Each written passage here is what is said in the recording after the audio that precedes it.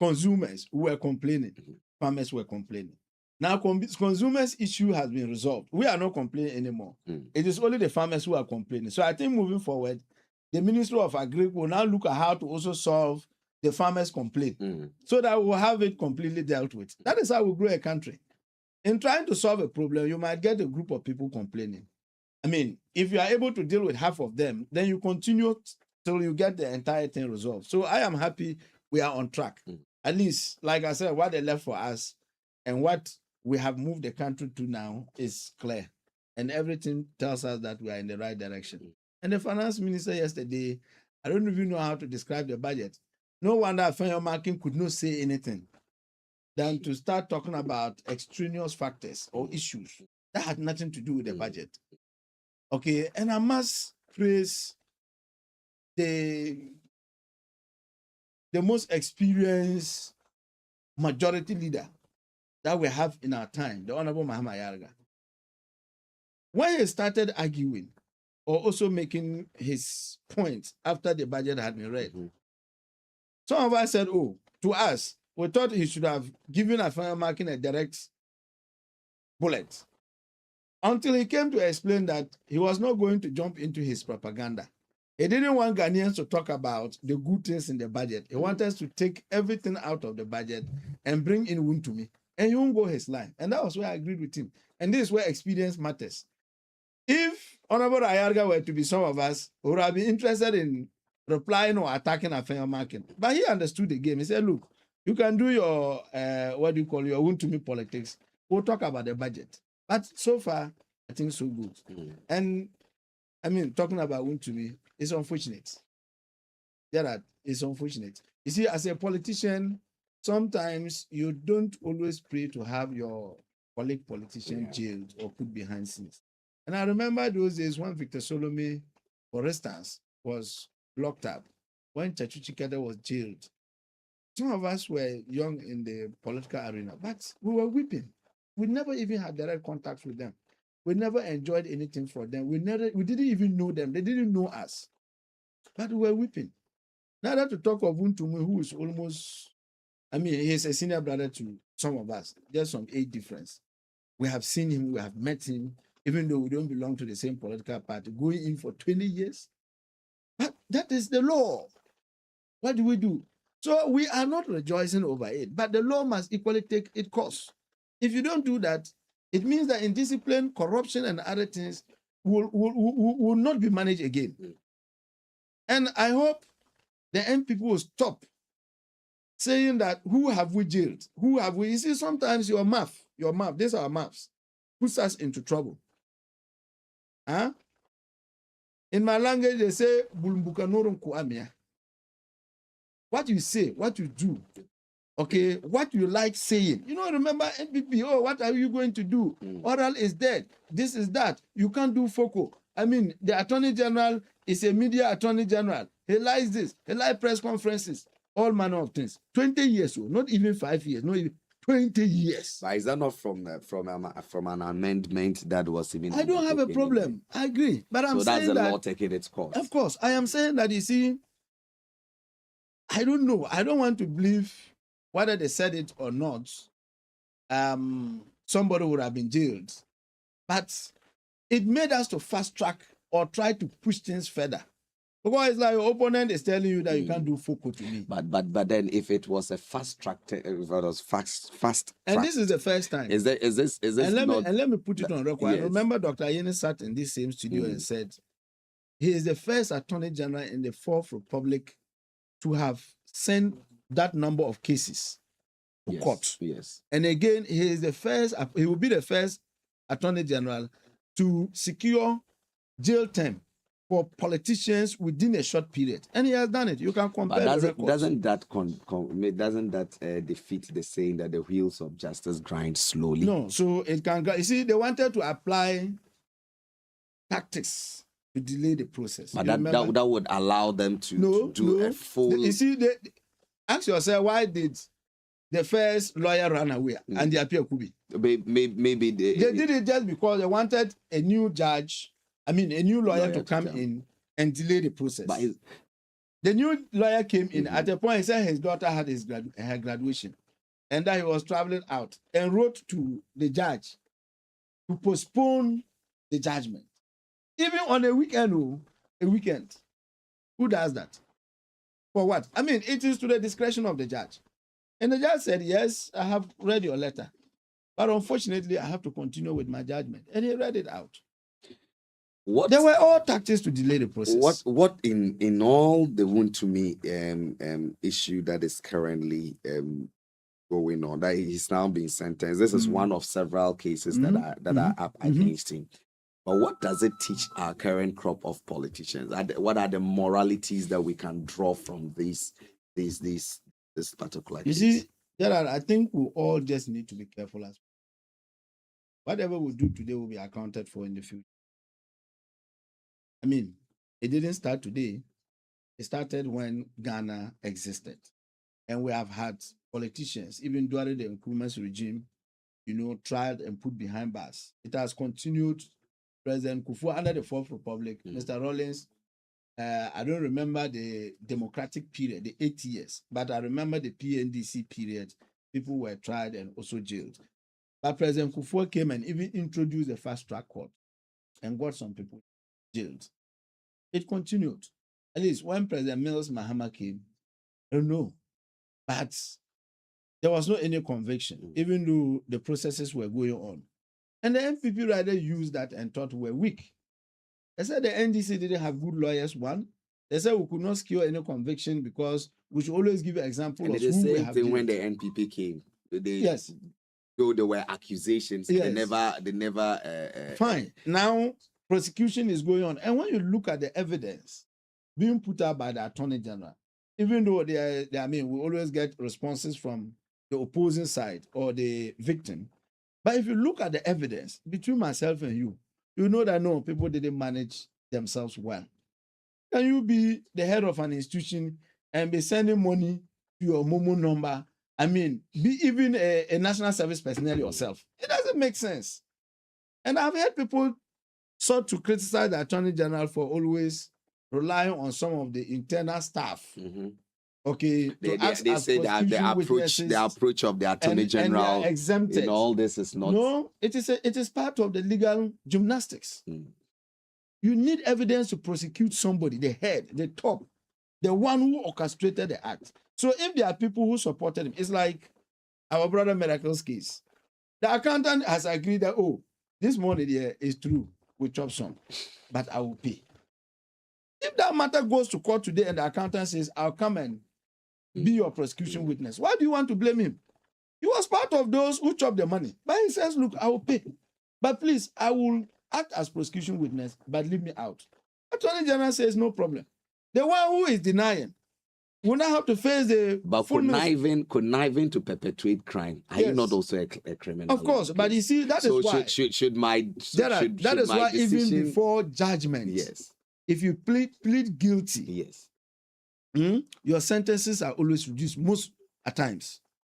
The moment you plead guilty, accept your crime, and you appeal to the judge says, no, this man is showing remorse. And the judge will reduce your sentence. It happens everywhere. And I remember even Hajia Forel's case outside the country. Because she agreed, to even give more information about the cabal. Her sentence was just, I think, 2 or 3 years. And she's out. She's not enjoying her life. That is how it goes. So yes, you can commit a crime with a group of people. But when the chief hears of it and calls you to the palace, and you own up and say, Your Majesty, it is true that we stole the animals.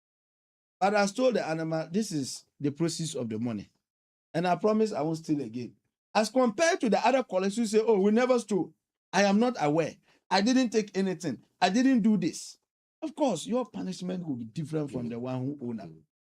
That is how it works. So nobody should sit anywhere and say, the Attorney General is using some internal people. Anybody would have done it. You are dealing with a PhD Harvard trainee as an Attorney General. Somebody who is highly learned. Many of the lawyers, even in the Chamber of Parliament, are his students. I'm not saying he's the best, but he's one of the best. Does this resurrect confidence in the oral? Oh, of course. Even though it is not one of the main cases under the list of oral cases, no, it is not. Okay, I think this issue was being handled by a group of people, the Martin Pebbles and the rest, separately before the list of oral. So when you read the total list of oral cases, this is not part. But like you rightly said, it gives confidence that all those in courts, I mean, I wonder how they will be sleeping. Because even to me, Charlie, he didn't do the galamsey himself. Oh. They say he aided, right? He gave out his concession to somebody who did galamsey. And you see, the law is clear. The minister signed up the concession to you. For you to give it to me, you need to also write to the minister and tell the minister that, oh, this concession you give me, I am giving it to Abdallah. And the minister will be aware. That wasn't done. So that anything very good. Abdallah will be held responsible. But you allow the person to do his galamsey. And the person has turned around to come and say, yes, it is true. I did galamsey on the land. But it was who permitted me. So by extension, you are what? Guilty. So is that not why the NPP are saying that the sentencing was rather too harsh? You mean the 20? The 20. Yeah, they have the opportunity to appeal. They said they will appeal. They said they are assembling their best of their best of lawyers. And I mean, those who already stood in for Wontumi are part of best of lawyers. I mean, you can't talk of the NPP without thinking of the attachments. You can't leave out Andrew Appiah Kubi. You can't leave out this man. It has been a long time. The one who acted as lawyer for during President Akufo-Addo. I've forgotten his name. Philip Addison. Yes, the bank of the governors. I think he attempted running MP on two occasions. Yeah. But you see, that is the world for you. Let them bring their best of luck. We are there. If you're just joining us, this is a discussion with Abdallah Salifu. Let's go back to the budget that was. I am not in any way rejoicing. I know. Yes. I don't think there's anyone, because for me, you as a politician, rather people think the members within the NPP are rejoicing, especially his opponents, people who. But that would be true. If members in the opposition aren't rejoicing, why would members in the opposition? That is why we had. Why would their own members be rejoicing? I understand their presidential candidate visited him yesterday, right? Yeah, I was there for yesterday. In prison. Yes. This time he drove in Land Cruisers, about 13 of them. Who? The presidential candidate.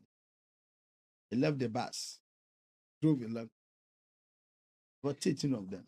This is his friend. Someone sarcastically said that if Chairman Wontumi knew that one day that would have been his place of abode, he would have advocated for a more conducive rooms to be created. As politicians, nobody, as a politician, I mean, you can never predict what will happen to you in the future. So after the prisons, people know that it is always the second home of a human being.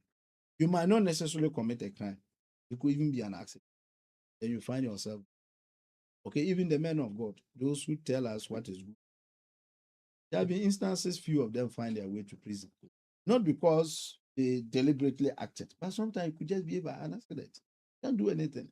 Assuming you are cleaning your gun, your wife is with you in the bedroom, probably dressing up, and it's mistakenly fires and gets her killed.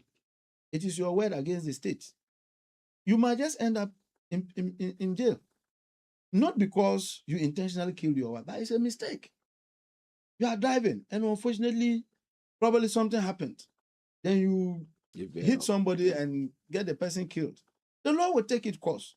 So not necessarily politician, but that is why in abroad, they try to keep the prisons fine. Because they know anybody at all is capable of going there. Huh?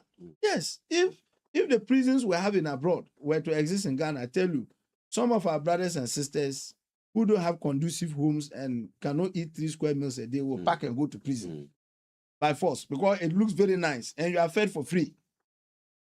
So I think that we must just learn from it. And the NPP should stop this threatening language. The future is pregnant. The future has always been pregnant. And the pregnancy does not disappear. It has always been pregnant. What does Because that, you can't what tell. does it mean? Who got it pregnant? That, what I want to say is that more things might happen in the future. Okay. Unforeseen things. Unforeseen things might Exactly. happen. But that is what we know, and we know life is. Mm. I mean, the future is pregnant for myself and you. We pray for the best, but we don't know what awaits us. It's only God. But why is it that that statement only comes up when it's That is in it. line with the political? That is why I'm saying that it's just made to probably threaten huna people. But who cares? My friend will tell you who cares if a monkey runs diarrhea. The law is the law. Someone said that they used to say that, oh, if you are not convinced, let's go to court. Court. Now they have left that one and they are talking about the future being pregnant. But they described the budget as a Kosciuszko budget, the minority caucus. I look, the first time we heard of this Kosciuszko budget, it was my uncle Moses Saga who described years back. Yes, and I say good morning to him. You know, everybody has his time. You remember the time of Honorable Moses Saga? Yeah. Deputy Finance Minister, the first chairman of the Finance Committee in Parliament when we were in opposition. If he stood up to speak, everybody was quiet. And I like Upper East for one thing. We have always produced some of the best. Yes, especially in Parliament and out of Parliament, in government. It is the NPP I'm yet to see many of them, especially coming from the region. Probably because they don't. Yeah, because they don't. They are not many. You know, they don't get to groom many people. But when you take the current MPs in Parliament, I was telling who? I was telling somebody, a friend of mine at the presidency. We're talking, and I said, look, President Mahama can get a whole cabinet from the Upper East region. Almost everybody who matters to be a cabinet minister exists in the Upper East region. And you can check, profile all of them. And even look at what they are doing in Parliament and out of Parliament. It tells you that we have we have a group of intelligent MPs. What we need to do is just to encourage them so that we can get the best out of them. And this is the time. When I say this is the time, I mean this is the time. Because this is the time our voices are heard. This is the time many of our MPs are given responsibilities in Parliament and out of Parliament. Only few of them are not either ranking or deputy, even in Parliament. Sorry, chairman or deputy, even in Parliament. Yeah. But some of them serve in other. So this is the time that we have to do whatever we can do to bring something. And I'm happy that something is, started trickling last year and it will continue to trickle. Just that we have to encourage them to do more.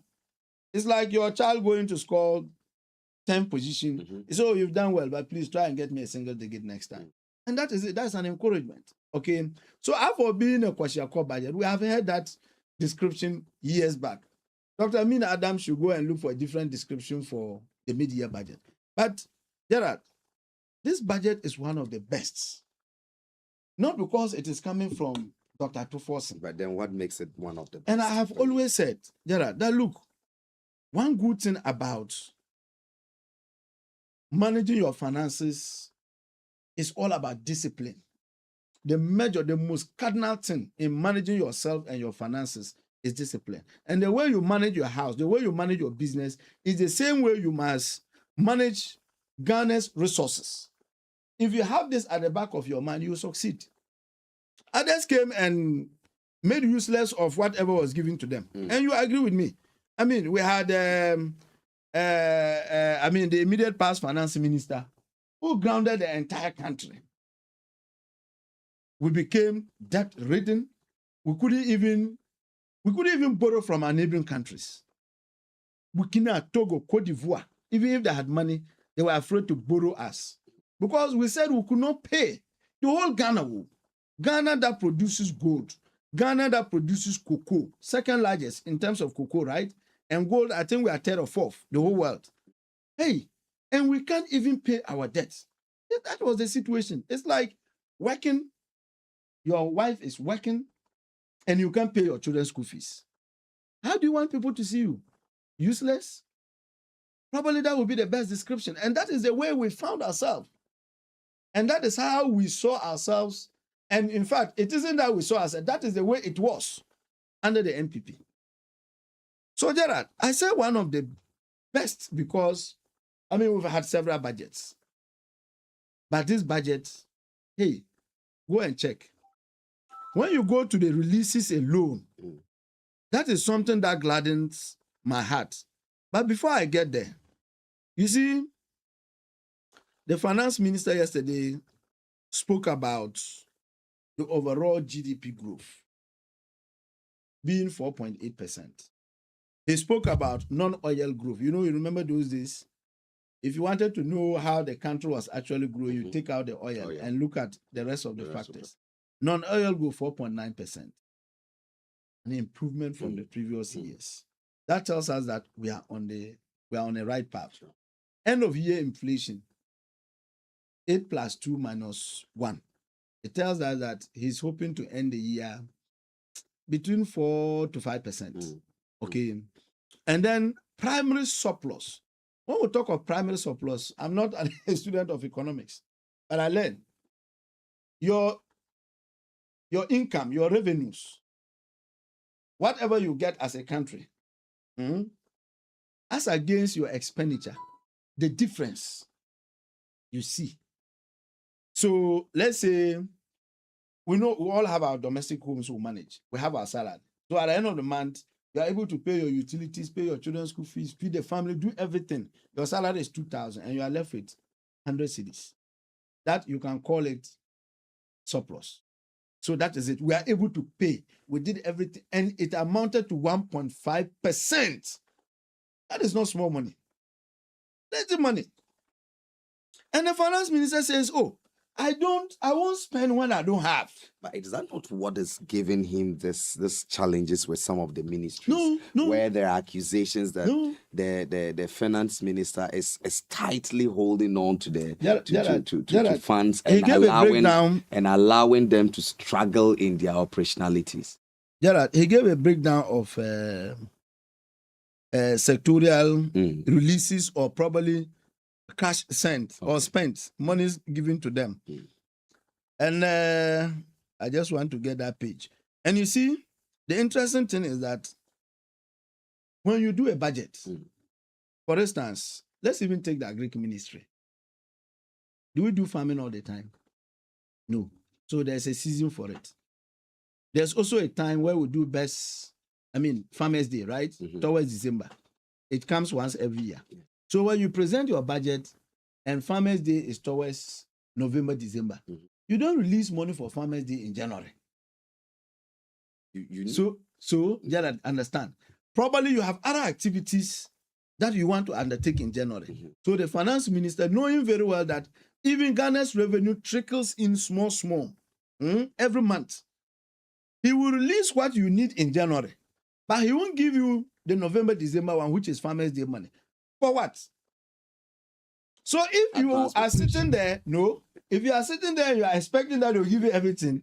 It doesn't work that way because the man himself did not get everything. He wants to get everything close to the end of the year. Don't forget, everything is done on projections. You expect to get this amount of revenue. You said, oh, this is what you want to do. So when you go with your budget, they look at it, what they are expecting against what you have brought. They consolidate everything together. And then that is why sometimes they have to cut your budget. They tell you, oh, we can't give you 2 billion. Go and work around 1.5 billion. So you have to go back, sit with your senior members of your ministry, and you say where you can adjust to arrive at the 1.5, and you bring it back to the finance minister. He accepts it. But he knows very well that the releases is not supposed to be done once. Everybody knows that. So as and when you need money, you get. World Cup recently. Yeah. Why? When they were going for the World Cup, what happened? The Minister for Finance had to immediately release money to the Minister of Youth and Sports. Because it was an event. It had a timeline. Did you hear them complain of money?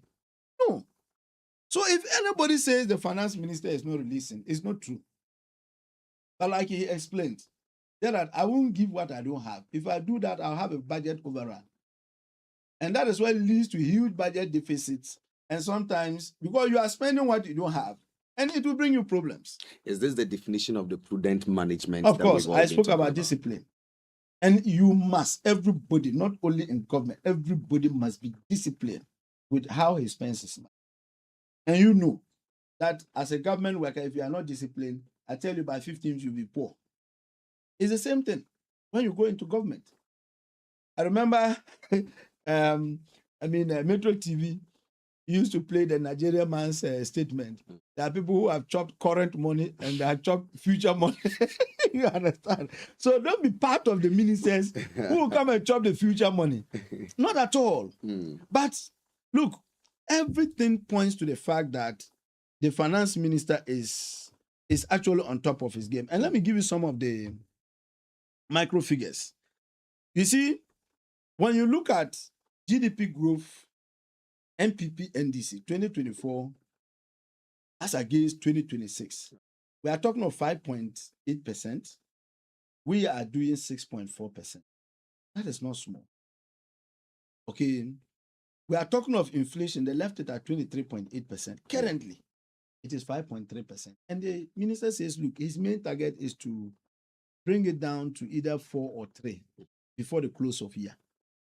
We are talking about public debt.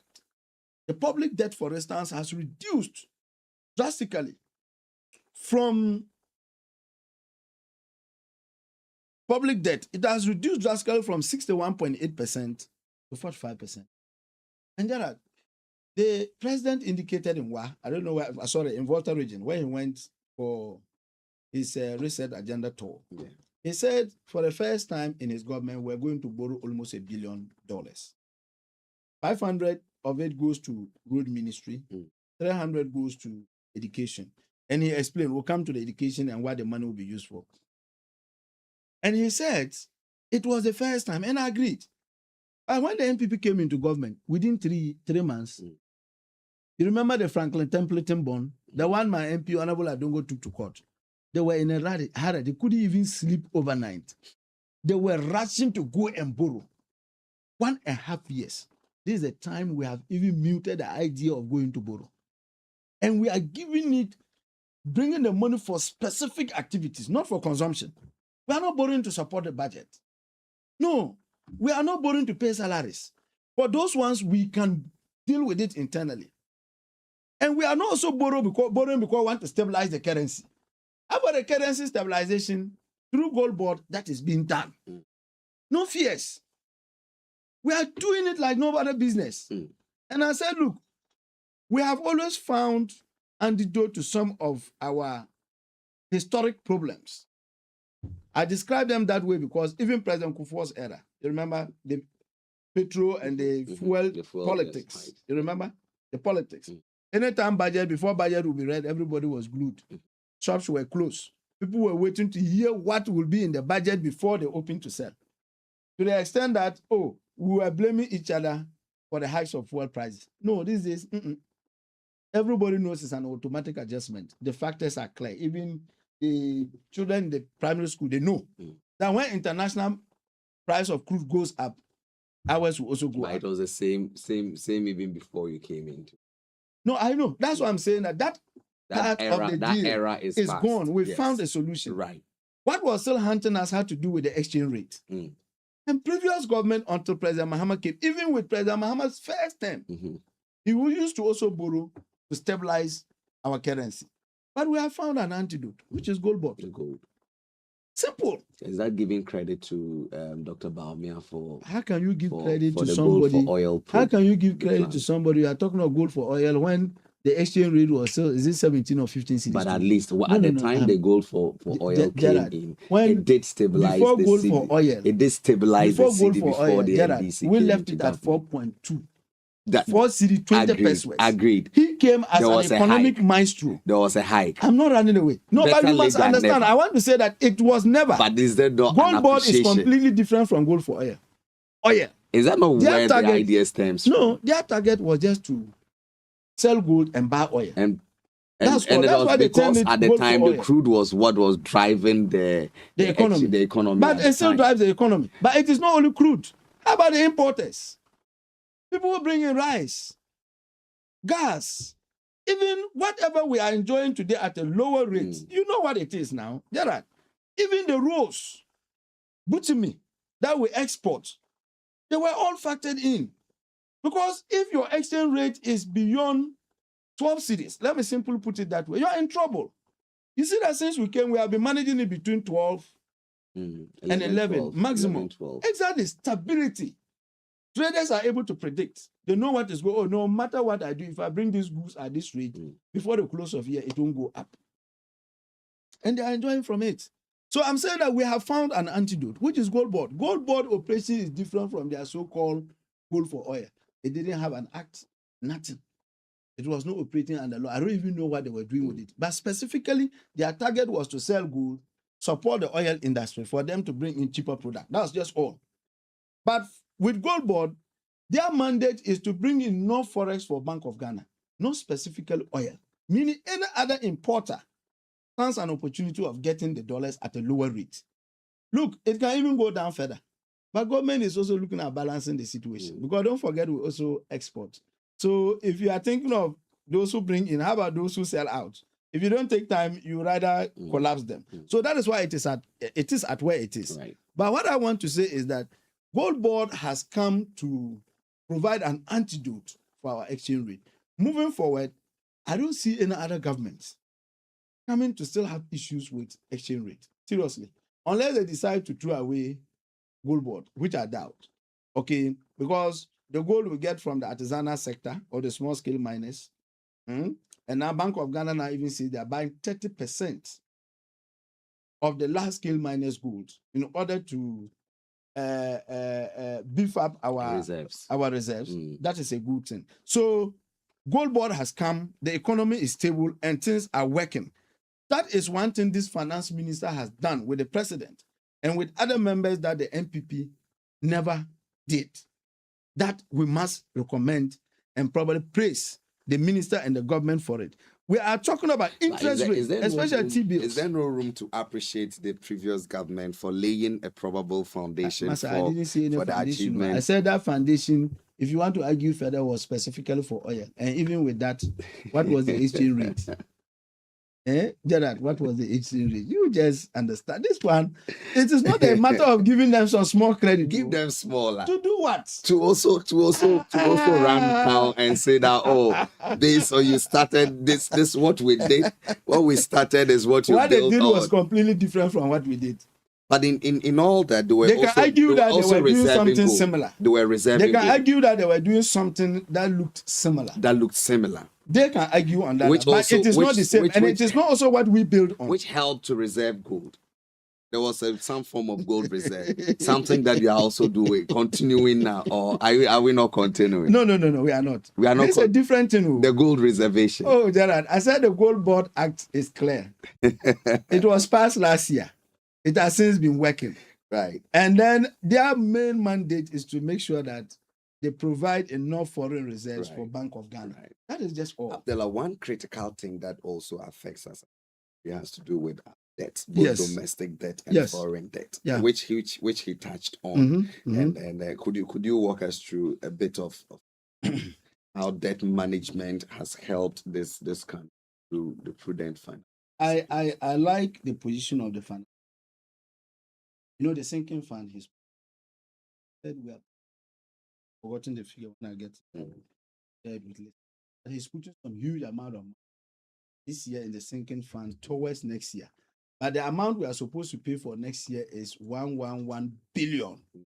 That's why he said this is the real agenda 111. You remember that statement yesterday? 111.1 billion. That is what we are supposed to pay next year as debt repayment. Monies that we are supposed to generate to service debt we owe.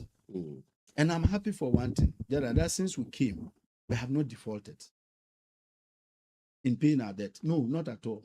We had an opportunity of going back to our creditors to tell them that, we are just a new government, just like any other government have always done. Give us some breathing space or probably reprofile our debt for us. Those things, they do it most of the times. But this minister said, no, let's go according to plan. So people who said he's tightening up the system, no, because no matter what, he has to reserve some small money to pay debts that are matured. And next year, we are doing 111.1 billion. And he has to look for money. Look at the energy sector debt being cleared. Look at all the inherited, the Euro bonds, and recently he paid. Okay, and it's making provisions for it. What I want to say is that Ghana's debt situation, we wish it would never owed. But there's no country in this world that doesn't owe. Not even the United States and China as a country. Yeah. They equally owe. But most of them, they do it domestically. And that is what we are now drifting to. So it's all that the finance minister said, even with our domestic bonds, we have now introduced, or the banks have now agreed to extend to us long-term bonds, no more short terms. Because if you don't have confidence in the economy, if you don't have confidence in the government, you will be afraid to extend your bond period to long-term bonds. But now they are doing long-term bonds. It tells you that there's so much confidence in the economy. Borrowing internally, no problem. And look, the fiscal space we have now, 45%.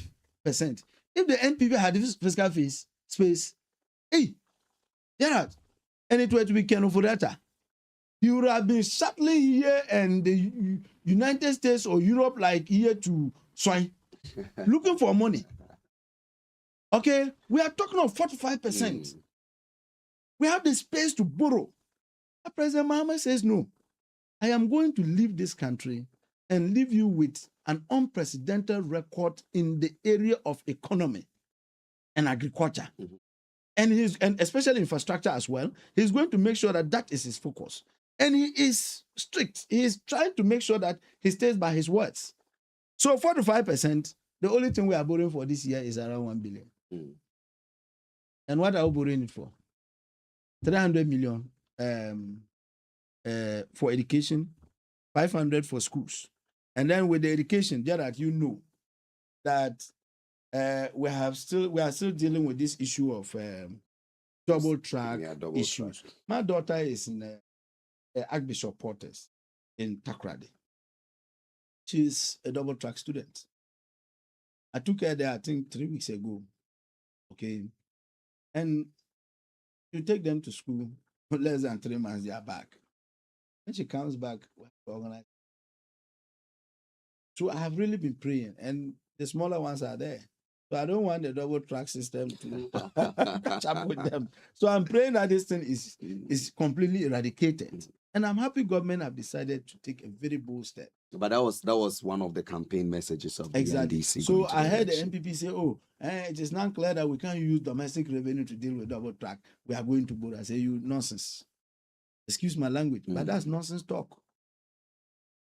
You have built your house. You are left with roofing. Major one. The rains are coming. Where you are is leaking. Listen, urgent requirement. And you can go and borrow. You say, I won't borrow to roof the house. So you want water to come and carry you and your children away. What kind of mentality is this?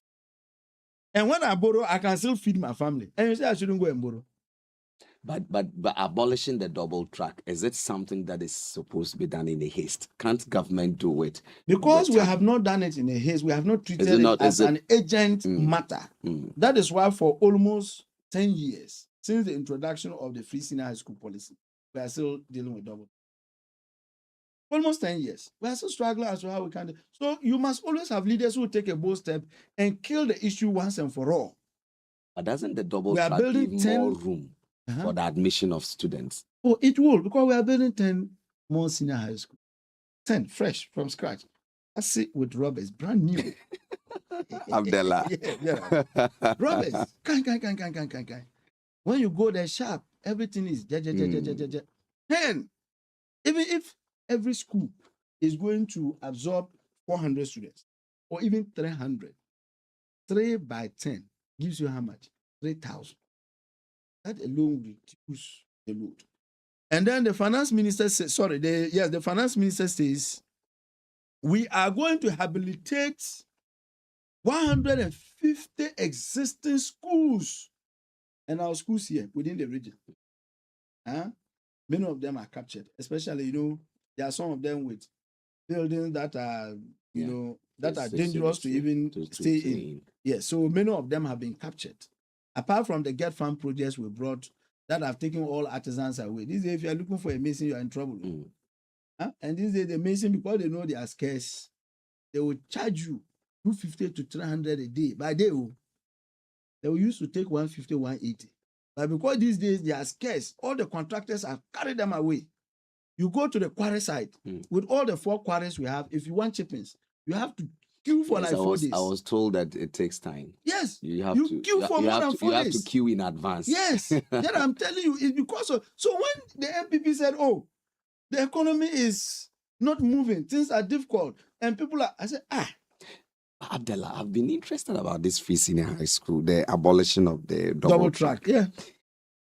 What is the main? Can't we rather work on the system to have that stream properly managed, such that, because if you go if you go to Europe, yes, we still have the double track, because these 150 schools that are going to be rehabilitated, the new senior high schools that are going to be built, would not absorb the mindset of parents that, look, there are specific schools that we want our children to go, and those schools will always have a burden. So the double track reduces the burden. Like you said, those schools are there. And they ran a 2-semester even with program. the universities. Yes. We know the best are the Harvards and the rest. Yes.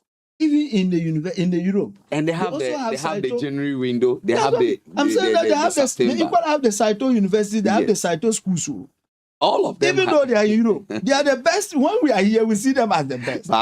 So they have the September intake, they have the January intake. I agree. Gerard, so why can't we fix probably our system is not matured to manage that system yet.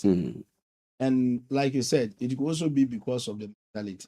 And the apportioning, like you said, you spoke about management, the apportioning of months, so that nobody goes and he has to do 4 months, another one will go 1 month, he's back and have to go another again, that kind of thing. Nonetheless, I think for now, let's still run with the old system. Let's see how we can improve on it. Even if we wanted to still manage double track, we still needed to build more senior high schools. Because you have started managing a family. I have a family. My brother here also has a family. It's our sister I don't know of. So 4 or 5 years to come, our children will be in what? Senior high schools. They'll be in senior high schools. And where will the space be? So I am happy as part of the budget, especially with the $300 million, we are upgrading 30 Category C schools to Category B. And we are also upgrading 20 Category B schools to Category A. Big Boss is Category what? B. Yeah. Right? It's a Category A school. A school, okay. Big Boss, Navasco. Are you sure? Yes, Big Boss, Navasco. I doubt, not B. They are Category A schools. Oh, then that's fine. Yes. I stand to be corrected. And Boggies. That's okay. Yes. So the Category A school, B schools are which ones? So they will be upgraded to Category A. Yes. And the Category C will be upgraded to Category what? B. I mean, when we talk of upgradement, we are talking of building more infrastructure and making the environment so conducive for it to be graded, to be upgraded to that level or to be considered as a Category B school. So you go to Sidgu Senior High. I don't know the level at which it is, but granted it is C. And they are now upgrading it to B. Recently I was there, they were complaining about their, KVIP for the students and other things. Whatever we need to do or government needs to do to upgrade it to a Category B school, all those infrastructures will be built. 300 million. And then your friend and brother from the other side, Peter. Peter is back. He won't rest. Peter says he cannot rest till he makes an input into this conversation. Peter, a very good morning to you. Thanks for joining the discussion. Good morning, General. General, you can't incite myself and my brother. Brother, you can't knock our heads this morning. You are the one who wants to join the conversation now, Peter. Oh, really? Really? How are you doing? Right, that's fine. How are you doing? I'm doing quite well. Yourself? I'm doing. It's good to hear your voice in a long time. Thank you very much. I was there, I think, on Wednesday. Yes. I observed. Wednesday. This morning I spoke to Boga FM. Good morning to my brother. Let's listen to you. Yes, he's listening. Yes. Section 28 of the Public Financial Management Act, 2016 Act 921, gives the finance minister the mandate to come to Parliament half year to apprise the people's representatives about what they have done in the course of half the year, because they have presented a budget for the year. So they would want to give us what they have done, what is left, what they intend to do. It gives them the leverage and opportunity to cut and paste as well. I realized that they will cut and paste somewhere yesterday. For example, the buses that you say cut and paste? Yeah, cut and paste. Really? You know, he told us that he was not going to ask for more money. Yes. Didn't he say that? Yes. The revenue estimated was about 267 billion Ghana cedis. Mm-hmm. He didn't ask for. But there are additional things he wants to do. Example is the buses that he wants to acquire for STC at the Metro Mass. And he's designating 400 million Ghana cedis for that purpose. Where is that one coming from? Is he asking for new money? So it means that some other expenditure heading is going to be waived. It's going to cut from that place, going to delay something, be able to in that of the bus. That's what I mean by cut and paste. And that is exactly what he did. So for me, the bigger thing about all these things they are talking about has to do with the revenue mobilization, the ability to mobilize revenue. And this government has no track record of being able to mobilize revenue. For example, in 2025, they missed their revenue target. They missed their revenue target. The ordinary revenue that they were expecting, they missed it by about 3%. Even the oil revenue, they missed it for about 4.5%, 2025. That tells you that 2026, they may not be able to achieve their revenue target. And yesterday, the minister shied away from mentioning the precise figures because half year, they've not been able to meet their revenue target. So all these things Abdallah is mentioning and talking about, how are they going to do them if they are not able to raise the necessary revenue they need to be able to do them? He said, Abdallah said that they cleared the energy sector debt. Really? Did Abdallah really say that? That they cleared the revenue, the energy sector debt? That is palpable lie. It's not true. You made payment. You did not clear. The energy sector debt is not 1.4 billion. But I said we are paying. In the budget, you say, no, hold on. After you are sitting there, when I'm done, you can talk. After you are sitting there, when I'm done, you can talk because I'm also on another network. When we are presenting the 2026 budget, we said that we had made payment of about $1.4 billion for the energy sector. And then you tax us to pay 1 cedi per liter for that purpose, which we willingly accepted and we are doing. Look, the IMF has projected that by the close of this year, the energy sector is going to balloon to $9 billion. $9 billion. So how can you tell me that you have cleared the energy sector debt? Go and check. We have not cleared any energy sector debt. We have made payment, but we have not cleared. So if we say that you have cleared, that is not right. So look, let me come to Abdallah. We're in the farming season. Please. We're in the farming season. You promised to open and establish farmer service centers in all the 15 districts in this region. If you mention any single district that have created the farmer service center, where they have brought the fertilizer, they have brought the food, they have brought the equipment, they have brought the tractors to come and plant for the farmers. Where have they done that? 2 years down your regime, they have not done that. So farmers are complaining about cost of fertilizer.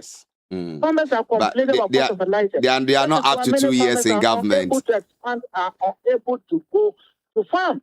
Many people are dropping their farms because those who farm 100 acres, 50 acres are either reducing or refusing to go because they have old stock in place and nobody's buying.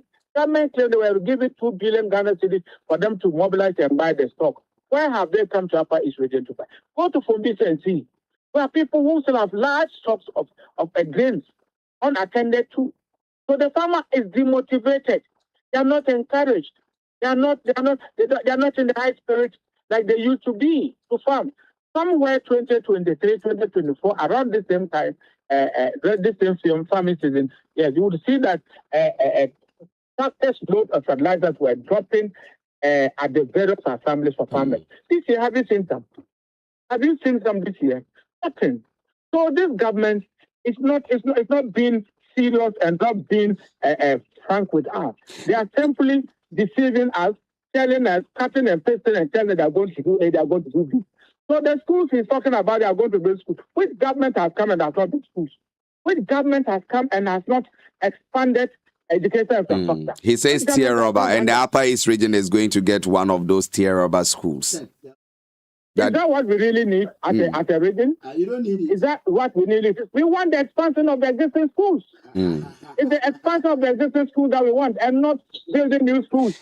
Have you completed the other schools, the E blocks that were left? You have not completed them. And you are in a haste to go and open a new school. Go and build one first school in this region. So we have 15 assemblies. We have 15 assemblies. We have over 100 schools or 39 secondary schools in this region. They go and put one Pasla rubber school somewhere. I think that you have achieved something. What is that you have achieved? Now you are Peter. Let me come here. You are in the field, the education sector, and then the argument here is that in anticipation to see to the cessation of the double track system, the construction of these new schools, the rehabilitation of facilities in existing schools may go a long way to help this particular agenda of the government. What is your opinion on this? Maybe you might have to take your cameras and go out and ask educational authorities in this region. How many schools are practicing double track now? I think in the Upper East region we don't have a single school ticket. So what is he talking about? So what are they talking about? Most of the schools are in transition. Some of the schools are single track. The few that are left are transition schools. So what is he talking about here? What is he talking about? That he's fortunate his child is at Pope John or where. He's fortunate because they are the big men. My son is within the local school in this region. So the kind of things he's talking about, it's not a non-starter. But Peter, it's good to expand. Yes. It's good to expand infrastructure in the existing schools. Build more science laboratories. Build more teachers' bungalows. Build more home science laboratories. Build more dormitories. Finish the schools with the needed infrastructure they need, and not about building new schools. For me, it doesn't add up anything to build up a single school when other schools are sitting under trees. When they do not have dining halls. Go to Zoko, for example, they do not have a dining hall. Sometimes they stand on the heating stand to take meals. That is what we should do, and not to go and say we are building a brand new school, Pastor. So what? So what? Let's talk about double track. Yes. Many institutions are in transition. There are no many double track schools again. So maybe they have to do their research again. They have not gotten to the professionals, the technocrats to give them that advice. So sometimes they say things that do not really exist. Right. As part of our discussion, we sought to look at the prudent, the financial discipline that is being carried out by the current finance minister. And Abdallah applauds the finance minister for the way he's disciplined with the financial expenditure of the state, which he believes has been able to help the country manage its both public, domestic and external debts. But there are some of the state-owned institutions that are complaining on how the finance minister is holding tight to the release of funds. Do we say that the prudent financial management means withholding the release of funds to some of these organizations? And how do you assess the finance minister release of funds? Yeah, you have answered the question for me, and you have answered the question for your listeners. Because if you are a single man, somebody who doesn't want to give out and say you are managing, that means you are micromanaging the economy. Are you describing the finance minister as a stingy man then? Oh, but that's what the Agric minister told us, because they claim they have released 1.6 billion for the Minister of Agric. The deputy minister and the aide came and told us that it was about 900 million. And even what has actually hit the account is less than 600 million. So what is he talking about? But there is you hold on and you don't want to spend. You hold on, you don't want to spend, and you claim that you are managing. That is not management. You are postponing the debt. They are simply postponing the debt. Go to secondary schools and see supplies that were made in November, December. They have not paid them. They have not paid them. So if you have not paid them and you claim that you are managing the economy, that is not right. They claim the stability. Yes, there's somewhat stability. Somewhat, I call it, somewhat stability. but it has not propelled growth. Can you help my listeners understand the somewhat stability? How do you arrive at the somewhat? The stability is like self-made stability. Like self-made stability. Because if you go to buy illegal gold, you encourage people to do illegal gold, and they bring the gold, you buy their gold, you pump that into the system, you claim that's how you are managing the economy. When you have Bank of Ghana pumping dollars, millions of dollars into the economy, when we say no, we have not done that. IMF came and told you that you're actually pumping dollars into the economy. Is that how you manage the economy? But then is that how we manage the economy? If you do that, then everybody can manage that economy. Everybody can manage that economy. It's about pumping dollars into the economy. Abdallah argues that the gold board and the gold reserves is what is giving the stability to the exchange rates, the dollars. Gold board and gold reserve. How many ounces do we leave for them? How many have they added? Even the gold that they sell and make losses, is that what they are talking about? The gold that they sell and they make losses. Now the losses are sitting on the books of the Bank of Ghana. At a point they were complaining as to whether they should sit in the Bank of Ghana records or they should record them with gold board. Remember, just this week, the government said that they are no longer going to pre-finance the activities of gold board. Haven't you read that?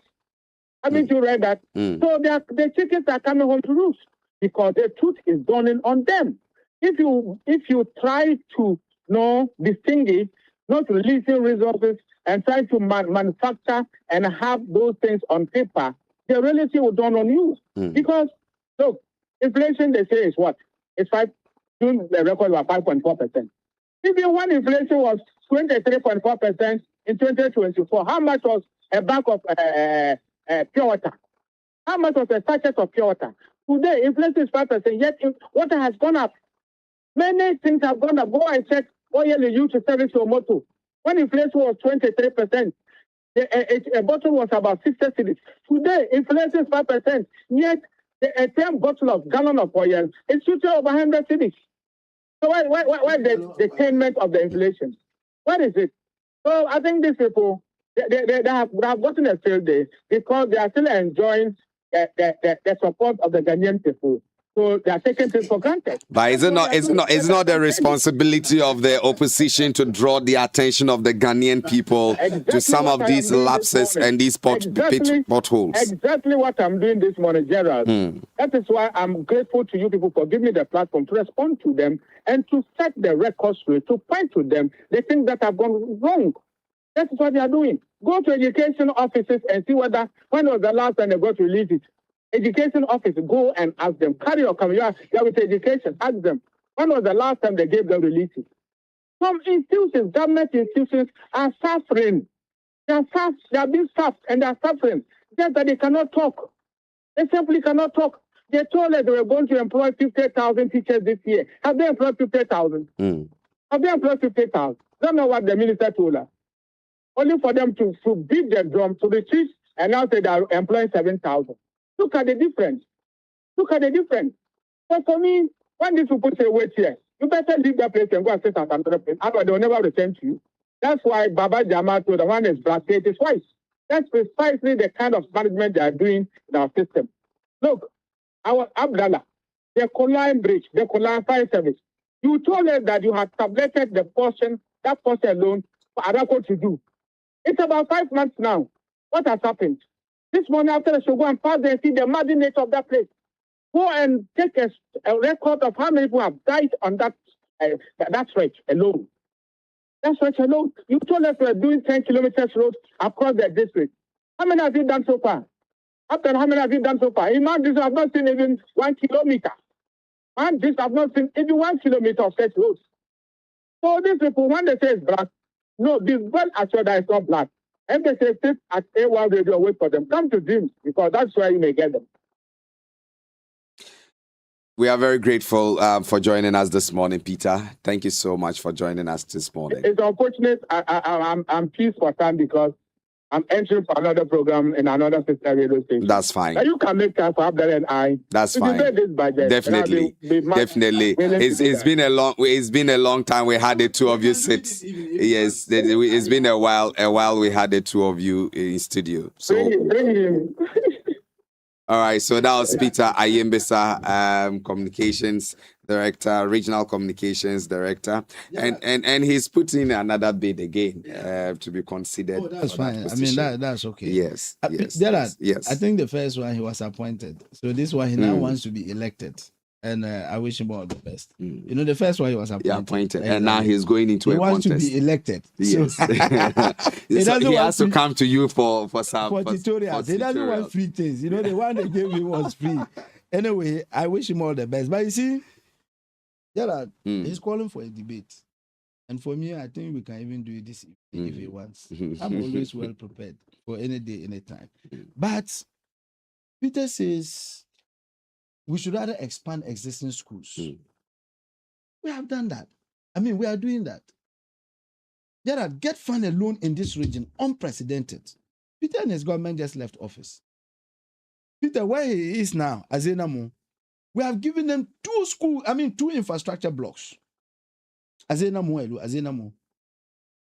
There is no single, for what I know, school in the Upper East region that have not had blocks. Additional infrastructure. We are doing it even through Get Fund. And that is not all. These 300 million, 150 schools, existing schools, are going to be expanded. They are going to be given more infrastructure. That is why we are talking of upgrading category B to A, upgrading C to B, and upgrading the rest to C. That is what I want to do. So if you say, no, we shouldn't build new ones. If Azenamo was not built new, I'm talking, it has been built not quite long. Yeah. I tell you that he wouldn't have been there today as a staff of GES. So we need to build. So he says we shouldn't build 10, we will build. And Upper East is getting one out of the 10 regions that will benefit from these 10 schools. You know, we are 16 regions. Upper East is getting one. And I know the district that is getting this school would completely disagree with Peter. But you see, Gerard, do you know that if these new schools are built and the infrastructure expanded, in total, GES says we are likely to have about 2.3 million students gain admission, or 2.3 million students are going to occupy these new blocks and new schools that are going to be built. And are you aware that 100,000 teachers will have to be employed to man those schools? Are we not creating jobs? Are jobs not going to be created? And this is teachers who, this is minus the non-teaching staff. So Peter, I beg you, this is not MPP. We are talking of a government. And it says we still have a goodwill with the people. Why come after 1 year, we still have that goodwill? It means that all that they are doing as a political party, people don't value them. That is why they still have faith with us. And if he knows it, then he should stop talking.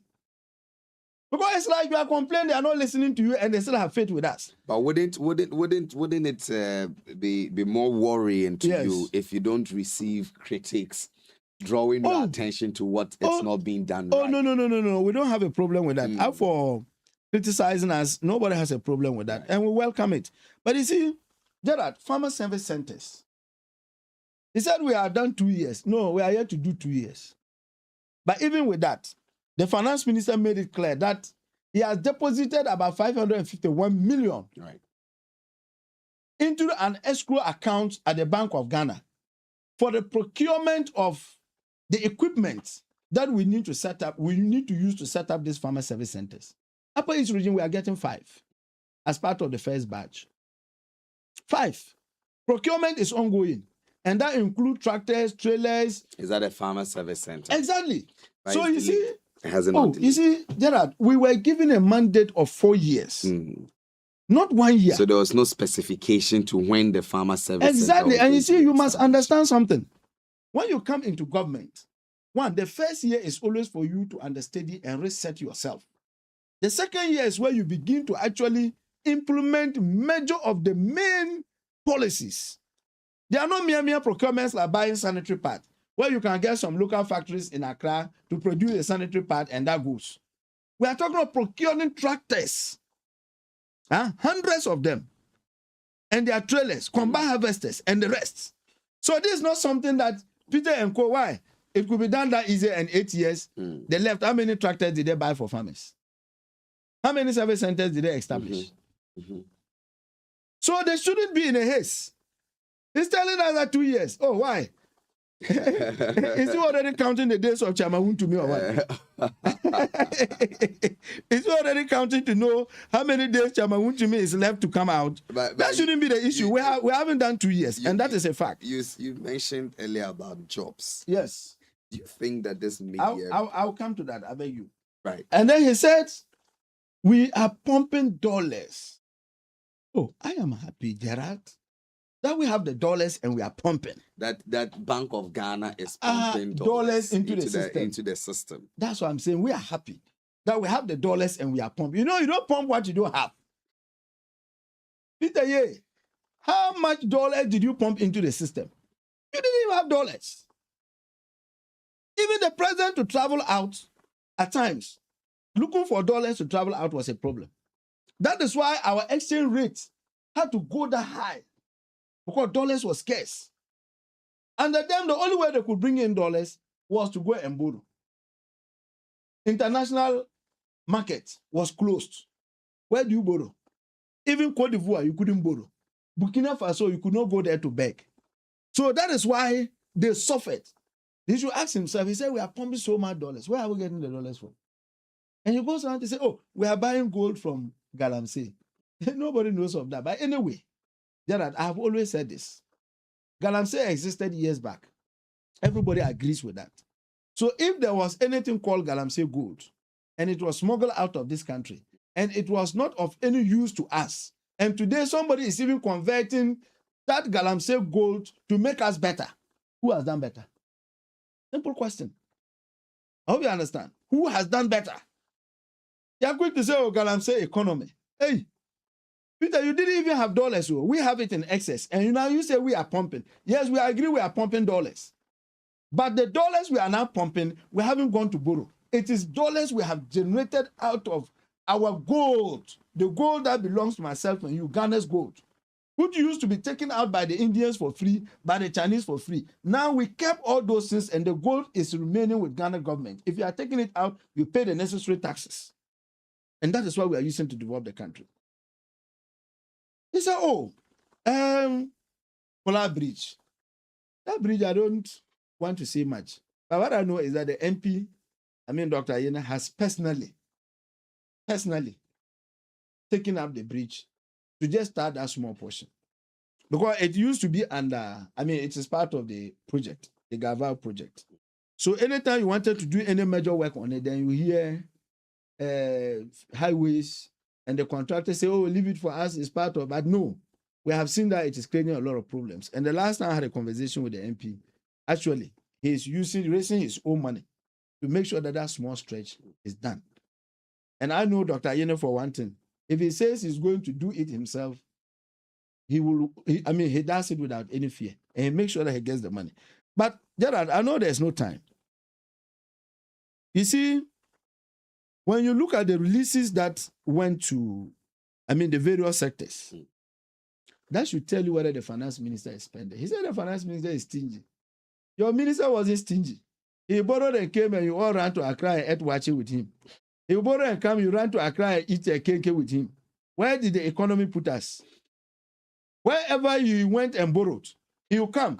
And then they will, Ghana, we have seen things. Yesterday, when I saw Dr. Tuforsin going to Parliament with just his policeman behind him, only holding his suitcase. His, his bag. Okay, and he was walking alone. I said, is that how life can be that simple? Because I remember Ken Ofori-Atta, 3 vehicles will land in advance with security everywhere before he now comes out. And I asked myself, this is a paper. The billions you are coming to mention, they are not in the bag. So why this security? It's a state asset. Okay. State asset Yes. that drowned our economy. Is that the kind of people you call state assets? Look, Until then, he was a state Gerard, asset. I'm telling you that I think he has run out of the country. The Attorney General should start prosecuting him in absentia. So yes, That is it. that has So been that the whatever argument all along. So that whatever the conclusion is, Yes. his assets, if he's guilty and there's money to be paid back, he has assets in Ghana. We can confiscate them, sell, and take back our money. That is my opinion. That is if he's found guilty. That is, yes, I said that. I said if it is found guilty. Right. I mean, so we used to see finance ministers land with 3 vehicles, military, police, national security mixed. And then he'll be walking with one small bag, white. And you remember the Piccadilly story my MP gave? Those who want to steal us, they come in cassock. Those who want to steal us, they begin to quote the Bible. He will come every verse of every paragraph of his statement. There was a Bible verse. No, knowing that he was just stealing our money. Allegedly. Taking our money. Today, we say come back and face the law. The country that you said you wanted to be finance minister forever. Now you have run and you decided to be a fugitive in somebody's country. Don't you think that our own reaction and maybe demeanor is what is making him run away? No, but this is Ghana. Find home sweet home. But if you if there is threat in your home, why would you need to find safety? That is why I agree with you that if trial can be commenced, they should fast track so that it like one, we did it with exonerates his name. Yes, it gives him exoneration. If it's cleared, that is it. So if it's not cleared and he has run away, and we think there's money he has chopped. His businesses are all over. This other woman was tried in absentia. Exactly. What's her name? The only thing is that there are concerns. They don't know if she's really in the. Oh no, but the Minister for Interior has given his clear assurances that those who are doubting should visit the prisons and see whether they will find her in one or not. Because whatever he says, nobody will believe. But you take your cameras to the prisons, you will definitely find her in one of the prisons. That is just all. But you see, I am saying that the finance minister is never stingy.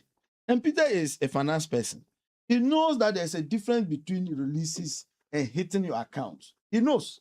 You explained it. Yes, he himself, he knows. Even with where he sits, he will hear the government say they have released this money.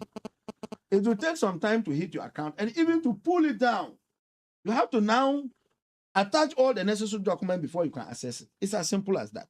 So if the misunderstanding between the agric and the finance minister had to do with releases and fiscal cash, I mean, it has been explained. And they are best of friends. They are good. They are working together.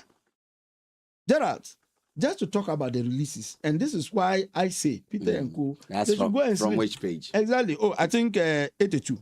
Okay, that's just the concluding part. It says compensation to public sector workers, 48.8 billion. Okay, was paid. We are also talking about to honor our debt obligation, an amount of 21.5 billion for interest has also been paid. We are also talking about 700 million for Eurobond debt. That's dollars. So $700 million for the Eurobond debt service and interest has also been what? Paid. We are talking about 10 billion to handle domestic bondholders. This one too has also been what? Paid. We are talking about District Assembly Common Fund. 4.4 billion has been paid. We are talking about the National Health Insurance, where 4.5 billion has been released for a very long time. Have you heard service providers say they have not been paid? Yeah, for a very, very long time. We are all in Ghana. We are in Bolga. We know where the health centers are. Let any health center say, I am turning this person away because government owes me. In fact, they have been paid, their money is still sitting there, waiting for people to bring claims and they'll clear them. For the first time in Ghana, these are things that will grow the economy. Will keep the Ghanaian healthier to work and build the country. Health insurance paid 4.5 billion. We are talking about 1.1 billion Mahama Cares has also been given to Mahama Care, and this is paid. We are talking of Get 4.2 billion. We are talking of 1.8 billion for free education program. We are talking about 1.7 billion for road maintenance, the road maintenance trust fund, what we used to call the road fund, okay, where it was used to maintain potholes and other things. Now, you know, we've changed the name with a different act. Now we call it the road maintenance trust fund. And this, they have gotten 1.7 billion. This has been paid to them. And we are also talking about 459 million Ghana cedis paid to the National Youth Employment Agency. Look, the workers there, have you heard them complain? First, we are owed 1 year, 6 months, 9 months, 3 months. Since Commander Malik Basintali became the CEO, they are getting their releases in time. We are also talking about 961 million, okay, that has been given to the National GMPC. We are talking about 458 million that has also been released to support mining activities. We are talking of good mining activities. And to keep the lights on, we are saying that we have paid 7.1 billion to the energy sector. We are talking of 5.3 billion paid as legacy arrears. Okay, I'm talking of government legacy arrears. That is projects that were done and that were being owed. I mean, previous contractors. And they are getting their monies. We are also talking about 76 million Ghana cedis paid as capitation grants. Right. We are talking about 485 million paid to LEAP beneficiaries. Gerard, LEAP, we are talking of people who cannot get 2 square meals a day. So now we are releasing the monies. Let me remind our listeners that yes, this is in the document. You can just download exactly it, and read it from the website. Yes, and you see, let anybody, Gerard, 81, 82, let anybody come to dispute. This is not all. This is not all. The no-fee stress, 537 million. We are talking of 104 million teacher trainee allowance. We are talking of 144 million nursing trainee allowances. I'm talking of monies paid. I'm talking of cash that has gone to them. These are not releases. So this is cash. We are talking of 93 million assembly members allowance. Do they receive it? The assembly members? Yes. If I leave here, call them. That they receive it? Yeah. Really? Well, lie. In fact, my assemblyman, when he got it the first time, he called me for a beer. And he bought me a bottle of beer and said, oh, now, when they call him at night to carry somebody to the hospital, even though he doesn't work with National Ambulance Service, he can also put something small in his. So it's monthly? Yes, it's supposed to come monthly. But what they do is that they do it quarterly. Okay. So that they pay it and then it looks a bit weightier. In all this releases and big money. See, I just admire the way you mentioned the money, and it's making.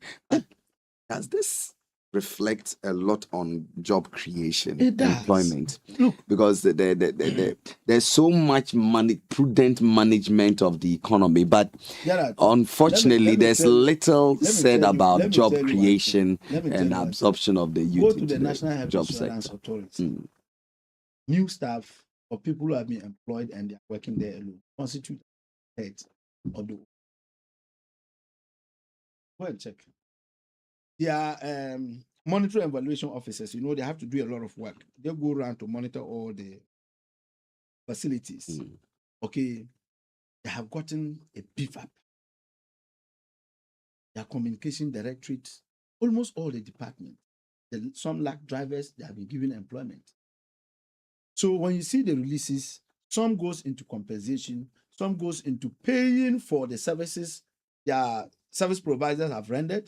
Some also goes into employment. Some, of course, goes into infrastructure. Because when you go to Bolga East, for instance, they are building a new office. And that is part of the money. Okay, Get Fund, the amount that was released, you saw it. Everywhere going on. And very soon we shall be doing a tour to have a look at all the projects we awarded. So we'll call on you, the journalists, to come with us. Some of the projects here, I mean, in Bolga City, I know one contractor who was building a teacher's bungalow. He said he's done, he's left with roofing. Yeah, he's done with superstructure. He's left with roofing. Some have done first decking, they are moving to the second one. I mean, those working on the story buildings, the masons, the artisans, they are all there working and getting their daily bread. You don't consider this as employment? What just a question of concern with the haste with which these some of these contractors are putting up these structures. Is there quality check to ensure because that Get Fund engineers What the consultants, Yes. they went around not quite long to check. And every stage you are moving to, they have to come. That's one thing. Because So I'm asking this because if there is so much haste and they have to go around to other no, places you see that to come, project I that mentioned, defeat? that Yes. project I mentioned, of Okay. course, is one of the smallest. Okay. When I say smallest, I think 3-bedroom teachers bungalow with Okay. a boys' quarters. So if you are serious, the foundation, when that is done, the rest is super Right. structure building, Right. just putting blocks on it. Mm. Okay, so you can finish it within 2-3 months, which he did. And like I said, every stage you go, the consultant comes. So the quality of blocks they see. And funny enough, these days, nobody moves blocks. I mean, you don't have people doing hand molding. Yeah, you They buy. buy. Okay. And all these have been checked before. So that is why we're all complaining about the quarry materials. Whether you want quarry dust or quarry chippings, you can't get it because everybody is asking for it. Even Maroons. Maroons has refused to sell to the general public because his own projects needs more material than what his quarry is even produced. So when you go there, there are no animals who are working there. Sorry, they are human beings. And these people are paid monthly. And you say you are not providing employment? That is why employment moved from, I think, 13.4% to 12 point something. 12 point something. Yes, it has reduced. We hope it will continue to reduce. Okay. And then you see, the education sector, I just explained. You heard the president recently spoke about the clearance they have given to the finance. The finance minister has given to the education minister to employ the teachers and the nurses. This will definitely come to pass. I've always said, when you take over as the landlord, assuming your father is alive and he's no more, you don't know the pressure, some of the things your father was doing behind the scenes to keep the family going. You will not know. Your duty is to come probably late in the night as a boy, pull your motor in, go and sleep. The next day you have food, you eat, you go. Even if you come back, the TZ you eat, you sleep. Now your father is no more. You get to understand what he was doing to keep the family united. And some of the things were not things that you saw with your eyes. You now have to learn it. Okay. When we took over that 1 year period, we needed to use it to understand the inflows, how we could reset the system. And that is why the minister introduced the authorization system, the commitment authorization, so that nobody spends anyhow. He got to realize that even state institutions, like we just mentioned health insurance, like GRA, like GMPC, I mean, all the institutions you can think of, many of them overspent in the past. They were given a budget. They will overrun their budget. Finance minister said, no, you can't do that. You don't operate independently. When you overrun your budget, you come back to us, and government have to absorb the difference. You are putting burden. So henceforth, before you do anything, come for commitment authorization, apart from compensation. For compensation, it is released. If you want to do this, you must find out from me whether I have money to pay before you go ahead. So, like for instance, health insurance, they decided to build some offices. It was put in their budget. After compensation, it was given. Service provided, it was provided. Those things, government said, come and take clearance from me. So, we want to build 10 offices to cost us 1 million. Government says, I have money to pay you. Go with a letter. Then you go and continue. When you finish, you are paid. Okay, that is what we studied about the previous economy, and we decided to reset it. And that is why we are on track. So anybody who says, and you know, that page, like we said, you can continue to mention and mention what he has paid. And that should tell you that he's not a stingy man, like Peter said. Dr. Tuforson is one. In fact, I have seen Minister Kwame Papra as finance minister. I have seen my uncle Moses Saga supporting some of them. I have seen Dr. Kwame Dufour as finance minister. In fact, I have seen President Kufuor's minister, the one who died. What was his name? He came shortly, and died. Okay. I have seen Mohammed Amin Adam. I have seen the man himself, the runaway man. Okay. We have seen Kenoforiata and the rest. If you compare these people, okay, I tell you that Dr. Tuforson so far has proven that the PhD title he holds, he didn't earn it on a silver platter. No, he knows the job. And I appreciate him for that. I appreciate him for the financial prudence and discipline he has brought into the system. And look, he just mentioned that the World Bank, the IMF will be in within next month to do the final assessment. And they come and they go, they're cleared. We don't need IMF again. But what we want them to do is to come once in a while and give us technical. We don't need a kobo from them. They can't give us restriction. Don't employ this, don't do this. But of course, we need their guidance. It's like you being a teacher, but you had a teacher who you have a teacher who served as your model. Sometimes your speeches, sometimes your letter notes, you are done with them, you want him to go through before you go ahead. It doesn't mean that you are weak, but you want to learn from him. You want to stay within the remit of the work. That is what Ato Forsen is going to do. And we must protect that young man. I see him have a bigger future than the position he currently occupies. Yes. What future is bigger than the future of being a president of the country? So are you predicting or preempting? That is one. And again, in their own area of profession, there are people who work beyond Ghana in the bigger institutions like the IMF, the World Bank, and then those areas. You know, when they see that you are good, they poach you and they take you to help them. Okay, we have bigger institutions that manages West Africa, the Europe, the whole world. So if it is in the area of his study, I believe he can, I have confidence that he'll grow beyond what he's doing now. Right. If it is also in the area of politics, why not? He's one fine guy. That's why I say NDC, the good thing is that we've always had so many competent people to choose from. And that is one of our problems. Yeah. We get confused. You don't know who to choose. Yeah. You have, those who have currently showed up, even though none of them has officially declared. If I bring a box here, you yourself, you get confused with their pictures, looking at their track record in politics. The national chairman, you know what he has done, his track record in the political landscape. You look at, Honorable Haruna Idrisu, you know him.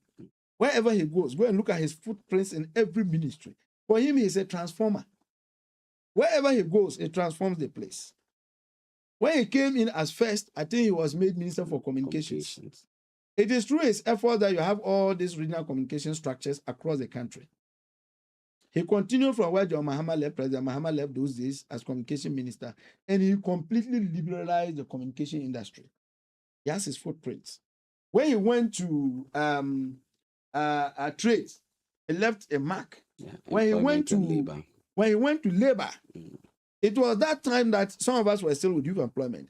He changed the youth employment program to the Youth Employment Agency, brought an act to Parliament, passed in no time, structured it very well, defined its source of funding, and youth employment is on its feet.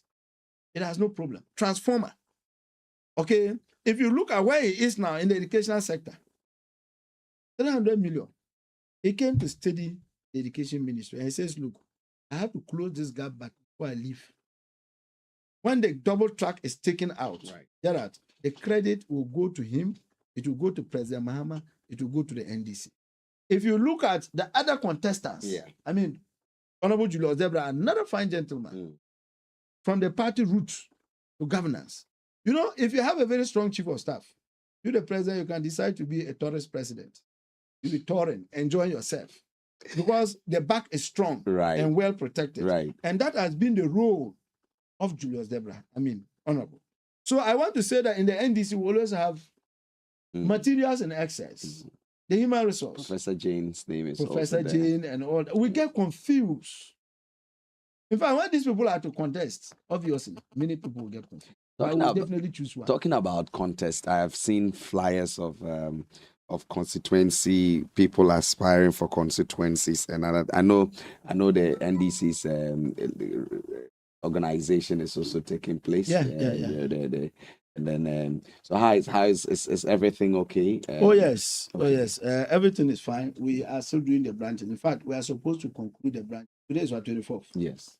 Deadline they gave to us to conclude all branch elections today. Okay. So, granted, we even give this a final. I believe from next week, the positions that will be for constituency will be. And That will be done in October. It will be out. And then well, after this, we have to take time and prepare the albums very, very well. That in itself takes a process. Before the Then we'll go to the constituency elections.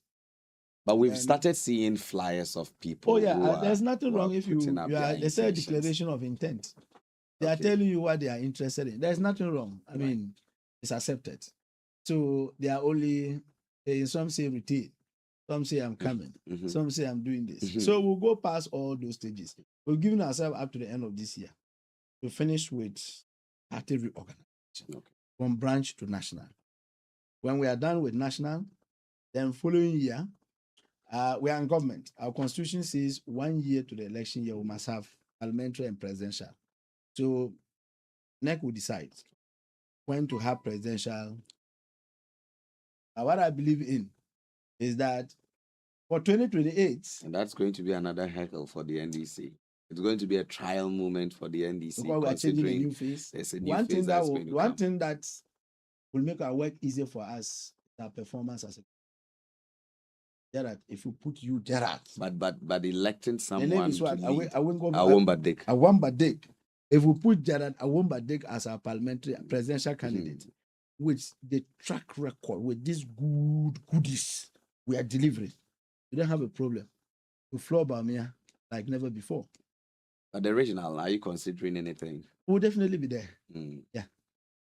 I'm already a change or retain. You should have been asking whether I'm going to national. So I'm asking, is it retain or it could be any. Or you want to advance to the national level? No, for national, no, not this time. This time. Yes. But we have some few brothers of ours who have declared to go. Lambon like this. Oh, okay. You says he wants to go. He's one great guy, We'll continue to serve. You see, one thing about party service is a calling. And you must know that you are going there to serve. You are not going there to rule the people. That's one thing. So don't make yourself gagai. You see, they are calling you, are not picking, you are this, you are... No. You have to be accessible. You are begging them to allow you serve them. You are not going to be their boss. No. If you have that mentality, the party will not go. A leader must always have a servant's mentality. Exactly. And one thing is that this whole thing we are doing, Gerard, we are looking for, like you said, 2028, the party is going to produce a fresh candidate. President Mahama himself, even though there are people in court for an interpretation, but the man himself makes it clear that, hey, let me go and rest. I want to do my 1 term more to the other term I go. He's building his farms. You've seen them, right? The one that he has about 2. Very large one, big ones. I only see those farms on TV. This is the first time I'm seeing. You haven't seen the one I've not. That after UDS going to Yape. Oh, when you go small on your left, I'm talking of the UDS campus, the Tamale one. Oh, really? They are going to Accra or yes, just on your left. Big one. Fence with the wind pumps. Oh, I see those things. This is the first time I'm seeing things like that for real. Maybe because I have not had the opportunity of roaming. But the man says, I want to finish, rest, concentrate on my farm. So where I sit, until the court says otherwise, and until he changes his mind. But he has reaffirmed it. Yes, I know he is not contesting. And because of that, of course, the party is going to present a new candidate. The good thing is that Bawumia is not marketable as we speak. Really? Yeah. Gerard, is he behaving like an opposition leader? He has been elected for almost a year. How do you want him? The man doesn't have anything to say. One, he can't organize lectures. That used to be one of his strategies. He can't organize lectures. In fact, we have been begging him. The last time we were planning to rent for him an auditorium to organize a lecture. He has been running away. Abdullah. Gerard, he can't organize lectures because he has nothing to say. Abdullah, our time is up. That is fine. That's number one. Number two, Bawumia doesn't know what to say about this government. Even what you do new. We are already doing it. What do you do new? We are doing it. So he is bereft of ideas. So he's not behaving like an opposition leader. That will help us. All the same, our track record, Gerard, you see the complaint Peter was giving. Oh, we still have goodwill with the people. The goodwill will continue even after 2028 because we are delivering. And with all this, of course, Gerard, we need experienced hands. Very important. We need experienced hands to manage the party and manage future elections. So when the time comes, we will cross. Whichever way it is, it will be. But I want to say that for this media budget, Peter said something that I forgot. He said we are doing cut and paste. Yes, He said he buy 400 million to buy buses, and where we get. You see, the thing is simple. What is cut and paste here? All the money belongs to government of Ghana, right? So let's say A1 Radio had budgeted 1 billion for your annual operations. Maybe 200,000 of it is supposed to go into buying computers. Another one microphones. Another one carpet. 2-3 ACs, and the rest will go into compensation. You realize that your ACs are good, but probably you need to add some 2 microphones. And you decide to use the money that you have used to buy the ACs, which are still good, to buy the 2 microphones. What have you done? You haven't committed any crime. You are just reassigning the money. And that is permitted. Right. I know Peter and Co will have it. Wrap up the conversation for us. I know they'll find it difficult to market their candidates and all that. And there are some constituencies that I foresee will not even have candidates in Bolga. Oh, really? I mean, in Upper East, not only in Bolga. Why? They don't have candidates. Why don't they have candidates? Bolga. Who? Bolgatanga Central. Bolga East. Because the time is not in, you may not know. Who? Your place. Your place. You may not say, but someone would come. Once there is a candidate, they have someone. There are so many places. Thank you very much, Abdullah. Look, I can mention constituency. They won't bother. If you see candidates coming up, then they are there to get their capo.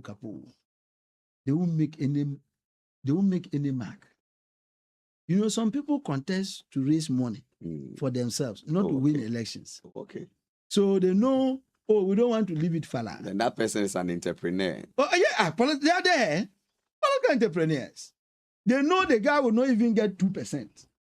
But they say, you come. And the guy too knows he won't win. He won't even get 5%. So what he is there to do is, when they say, collect this and support yourself, Sava. Abdullah Jonathan Salifu, thank you so much for your time with us this morning. This has been A1 Radio Station Campaigns. My name is Jared Asagi, and I have been anchoring the program from morning till now. Thanks so much to the production team led by Moses Abapia with visual support from our new visual expert, Mary. We just want to wish you a very good Friday. Enjoy the rest of the day until we come your way again on Monday. Have a wonderful weekend.